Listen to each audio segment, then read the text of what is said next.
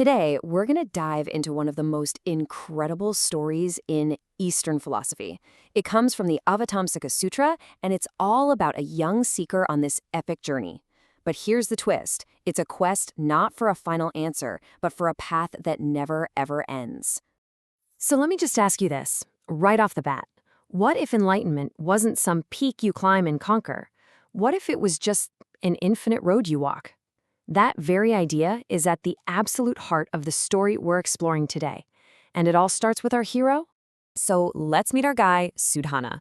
He's not out there looking for gold or glory or anything like that. Nah, he's driven by something way more powerful. A single burning question that sets him off on this unbelievable journey to find more than 50 different teachers. So what was this question? What was so powerful it could launch a quest of this scale? Well, that brings us to the very engine of this entire saga. This is it. So simple, right? But it's also unbelievably deep. Notice he's not asking, hey, what's the ultimate answer to life? He's asking, how do I learn? How do I practice? It's a question about the process, not the prize. And this one question is the key that opens every single door for him. But here's the thing.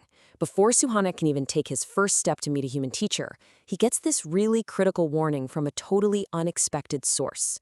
He's about to learn that any journey outward has to begin first with a journey inward. So, as Satana is standing there, probably wondering, how am I going to approach these great masters? A city god named Baoyan just appears in the sky, and his advice has nothing to do with maps or travel tips. It's about architecture, the architecture of your own mind. Baoyan tells him he has to build and protect his mind city. And I just love this metaphor. The idea is that before you can go out and receive wisdom, your own consciousness has to be a worthy place to host it. It needs to be a great city, strong, clean, and ready. So you're probably asking, okay, how do you do that? Well, the spirit lays it all out. First, you gotta purify the city. That means kicking out all the junk, jealousy, greed, deceit. Then you fortify the walls with diligence and a real hunger for wisdom. Third, you illuminate it. You open the gates wide to let the light in.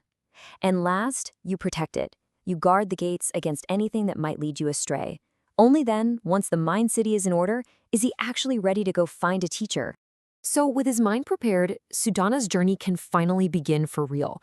In his next stop, wow, it is nothing short of cosmic. He's guided to meet Queen Maya, the mother of the historical Buddha himself. When he gets there, he doesn't find, a normal building. He sees this absolute miracle. A massive pavilion made of jewels, just rising up from the earth, radiating light. And inside, there she is, Queen Maya. Can you even imagine what that must have felt like? And this is what she tells him. She doesn't just say she's the mother of one Buddha. She says she's the mother of all of them, past, present, and future. Whoa, what does that even mean? So here's the key. Maya isn't just a person in this story. She's a universal principle. She is the very potential, you could call it the cosmic womb, from which all enlightenment comes. Her big lesson for Sudhana is that reality is boundless, that her very being can contain the birth of infinite Buddhas. It's a truly mind-bending idea. Okay, so you've just met the cosmic mother of all Buddhas. You'd probably expect the next teacher to be even bigger, even more spectacular, right? Well, that's not how this path works. The journey is full of surprises, and the next lesson comes from a place you would never, ever expect. And this right here just perfectly illustrates the whole point. Sudhana literally goes from learning about the birth of every Buddha in the entire universe to a classroom where a teacher is talking about the sound of the letter A. It sounds almost comical, but this shift is one of the most profound moments in the story. So the path leads him to this master, and his name translates to skilled in all arts. But he's not some celestial king or a powerful deity. He's a humble school teacher, surrounded by little kids teaching them their ABCs. But here's the magic trick. The teacher shows him that every single letter of the alphabet is a gateway to a massive universal truth. The sound A, for example, is the door to understanding that nothing is truly separate. The sound Pa helps illuminate all of reality. He's showing Sudhana that the deepest wisdom isn't just floating up in the heavens, it's hidden right here, in the most basic building blocks of our world.